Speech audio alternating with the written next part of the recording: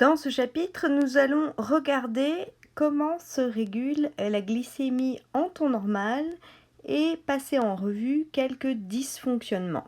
Le diabète et ses causes sera abordé dans le chapitre 3.3.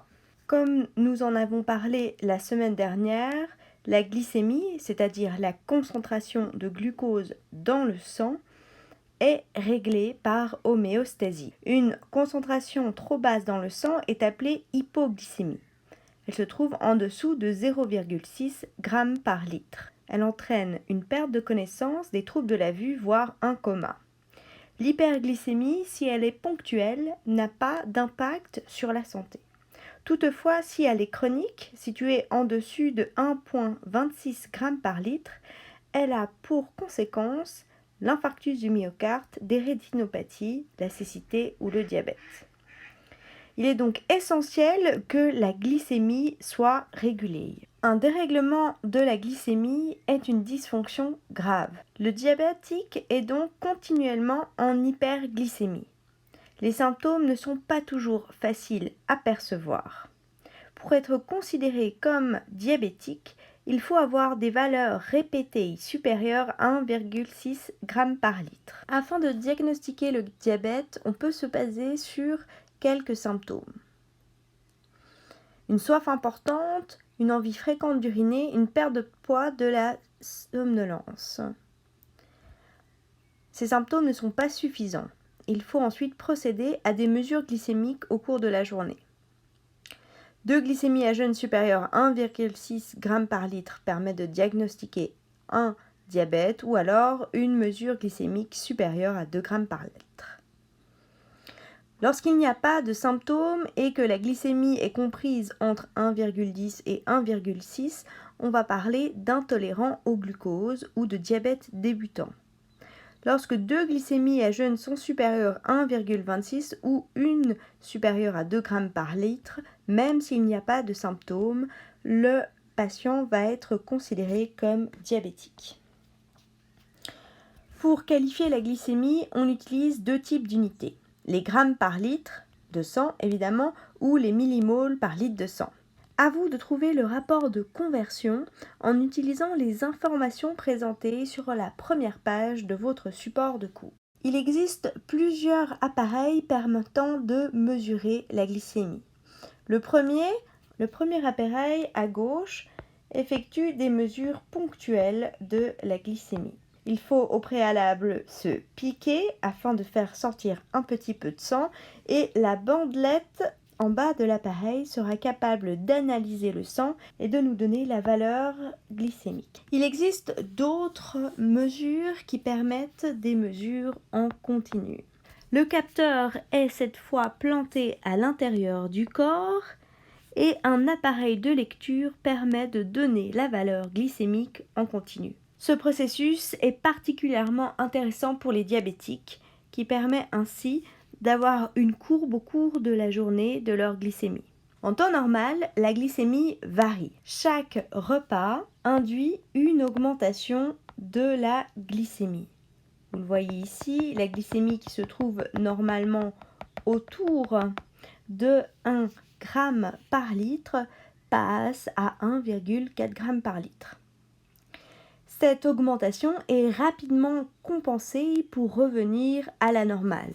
On le voit notamment ici ou là. Mais il y a aussi des activités qui induisent une hypoglycémie. C'est le cas notamment du sport. Les cellules des muscles vont consommer tout le sucre présent dans le sang, ce qui va induire une hypoglycémie, un taux de sucre dans le sang inférieur à cette valeur située environ autour de 1 g par litre. Cette hypoglycémie est, comme vous le voyez, rapidement compensée par le corps. Chez un diabétique, si on mesure en continu sa glycémie, on observera que celle-ci est bien en deçà de la valeur maximum de 1 g par litre, avec notamment une valeur à jeûne proche des 2 g par litre. Le glucose circule dans le sang et peut être prélevé par les cellules pour être directement consommé.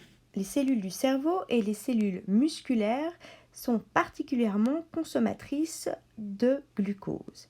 Mais toutes les cellules utilisent le glucose pour réaliser la respiration cellulaire ou dans d'autres cas, la fermentation lactique. Certaines cellules sont aussi capables de stocker le glucose et de le libérer en cas de besoin. La régulation de la glycémie implique différents mécanismes. Il est essentiel d'avoir des capteurs de la glycémie capables de déterminer si celle-ci est normale ou non. En cas d'hyperglycémie, ces capteurs déclenchent une cascade de signalisation utilisant notamment des hormones. Ces hormones vont induire le stockage du glucose dans des lieux de stockage. Ainsi, la concentration de glucose dans le sang va diminuer, ce qui induit un rétrocontrôle négatif. La glycémie étant restaurée, le stockage s'arrête. En cas d'hypoglycémie, des capteurs vont lancer une cascade de signalisation, toujours à base d'hormones, pour induire la libération de glucose à partir des lieux de stockage. Dès que le glucose est libéré dans le sang, la glycémie augmente et par conséquent, la libération de glucose s'arrête. Ces capteurs se trouvent dans le pancréas. Le pancréas est un organe du système digestif. Il est relié à l'intestin et produit des sucs digestifs comme nous l'avons vu la semaine dernière. Par un réseau de capillaires, il est fortement irrigué et est donc capable de connaître la concentration sanguine à tout moment et de communiquer avec l'ensemble du corps. Le sang qui arrive lui donne l'information sur la glycémie, alors que le sang qui part lui permet de faire passer des messagers, des hormones à tout le reste du corps. Le tissu pancréatique est fait de deux types de structures glandulaires, les acinus et les îlots de Langerhans. Rappelez-vous, les glandes sont des organes capables de sécréter des molécules à l'extérieur, hormones ou autres molécules comme les sucs digestifs. Les acinus sont connectés au canal de Wirsung et produisent des sucs digestifs. Ils ne nous intéressent donc pas dans le cas présent. Ils sont impliqués dans la digestion. Les îlots de Langerhans que l'on voit ici au centre sont hautement vascularisés, ce qui leur permet de connaître en tout temps la concentration en glucose du sang. Ils sont dépourvus de collecteurs, ce qui signifie qu'ils ne produisent pas de suc gastrique comme les acinus, mais certainement des hormones, des messagers qui passent dans le sang. Vous voyez ici le sang qui arrive et qui vascularise les îlots de Langerhans et le sang qui part pouvant être rempli d'hormones, ces hormones passant par le système circulatoire pour inonder tout le reste du corps. Ce qui nous intéresse ici dans la régulation de la glycémie, ce sont donc les îlots de Langerhans. Ces îlots sont composés de différentes cellules, les cellules alpha et les cellules bêta. Vous voyez ici sur ce schéma, cellules alpha en bleu et les cellules bêta en jaune et des vaisseaux sanguins essentiels pour recevoir l'information de la glycémie et pour envoyer des hormones. Le pancréas est le donneur d'alerte. C'est lui qui détecte les anomalies de la glycémie et envoie des messages aux autres organes. Il joue donc le rôle du capteur.